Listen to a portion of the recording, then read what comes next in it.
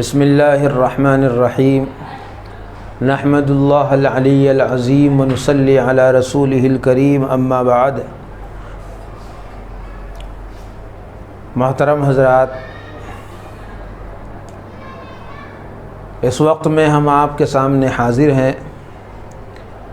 ایک بہت اہم مسئلے پر مختصر سی گفتگو کرنی ہے۔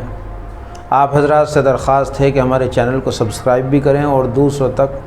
یہ ویڈیو پہنچانے میں ہماری مدد کریں اور صدقہ جاریہ کی نیت سے شیئر کریں۔ وہ مسئلہ ہے جو آپ حضرات کے سامنے بیان کرنا ہے، نکاح کا۔ نکاح چونکہ یہ بھی اسلام کے اندر ایک اہم چیز ہے اور آقا علیہ الصلاۃ والسلام کی سنت بھی ہے، کیونکہ حضور پاک صلی اللہ علیہ وسلم نے حدیث کے اندر ارشاد فرمایا،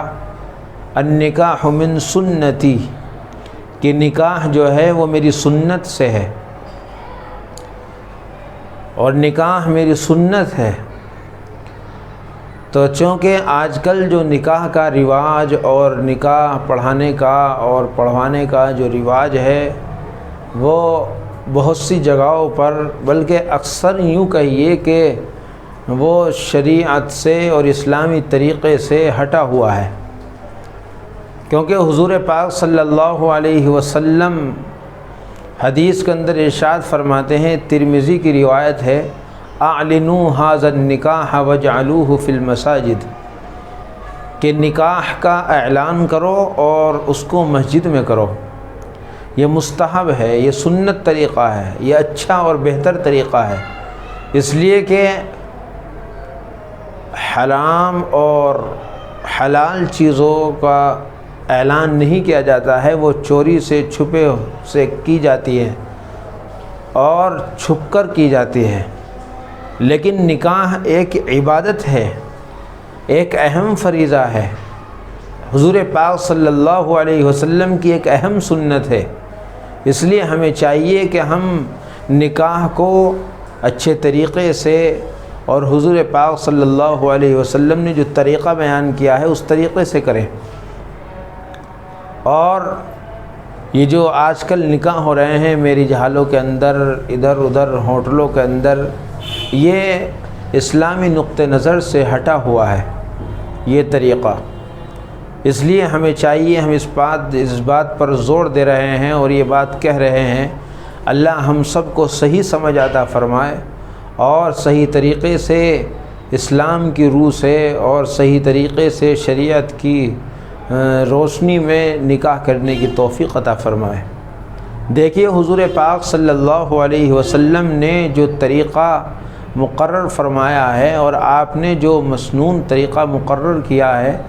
وہ یہ ہے کہ ایجاب و قبول سے پہلے ایک خطبہ دیا جاتا ہے نکاح کا، اور اس کے اندر جو ہے 3 آیتیں پڑھی جاتی ہیں، جن میں سے پہلی آیت سورہ النساء کی پڑھی جاتی ہے اور دوسری آیت جو ہے وہ سورہ آل عمران کی پڑھی جاتی ہے اور تیسری آیت جو ہے وہ سورہ احزاب کی پڑھی جاتی ہے۔ حضور پاک صلی اللہ علیہ وسلم نے ان 3 آیت کی تلقین بھی فرمائی ہے، لہذا اس کے بعد میں پھر ایجاب و قبول ہوتا ہے، نکاح منعقد ہو جاتا ہے۔ لیکن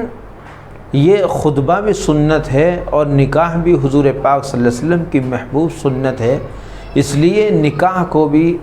ہمیں اچھی طریقے سے کرنا چاہیے، کیونکہ حضور پاک صلی اللہ علیہ وسلم نے جو ارشاد فرمایا ہے کہ نکاح کا اعلان کرو اور مسجدوں کے اندر کرو، ہمیں چاہیے کہ ہم اس بات پر جو ہے توجہ دیں اور اس بات کو لیں اور اس بات کو دوسروں تک پہنچائیں اور اس بات کا رواج ڈالیں کہ ہم چاہے بارات کا رکنے کا انتظام کہیں پر بھی ہو، مہمان نوازی کہیں پر بھی ہو، لیکن نکاح جو ہوگا وہ مسجد کے اندر ہوگا،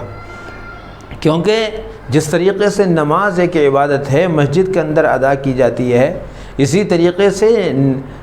نکاح بھی ایک عبادت ہے۔ جس طریقے سے نماز عبادت، اسی طریقے سے نکاح بھی ایک عبادت ہے، اور مسجد کے اندر اگر نکاح ہوگا تو اس میں جو ہے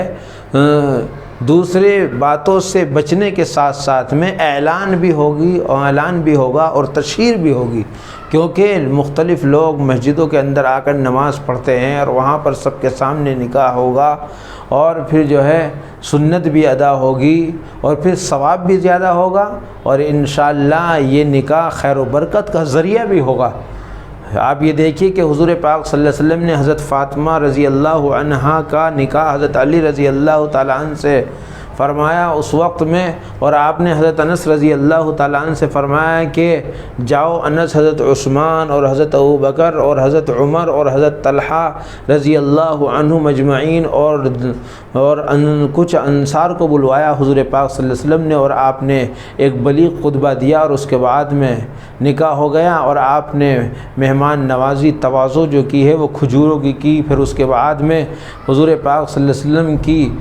چہیتی بیٹی حضرت فاطمہ رضی اللہ عنہا ام ایمن رضی اللہ عنہا کے ہمراہ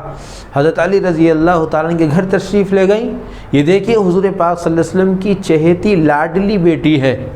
اور یہ دیکھیے حضور پاک صلی اللہ علیہ وسلم کی وہ بیٹی جو جنت کی خواتین کی جو ہے سردار ہیں، اور حضور پاک صلی اللہ علیہ وسلم کی چہیتی بیٹی ہیں اور عورتوں کی سردار ہیں، لیکن حضور پاک صلی اللہ علیہ وسلم کی بیٹی کا نکاح بڑی سادگی کے ساتھ میں ہوتا ہے، نہ باجے نہ گاجے نہ ڈھولک نہ شور شغب نہ گولے نہ پٹاخے نہ قطاریں، کچھ نہیں، ایسے ہو جاتا ہے۔ اور یہ حضور پاک صلی اللہ علیہ وسلم کی جو سنت ہے، صحابہ کرام رضوان اللہ علیہم اجمعین نے اس پر عمل بھی کیا ہے، چاہے صحابہ کرام رضوان اللہ علیہم اجمعین میں سے بہت سے غنی بھی تھے، بہت سے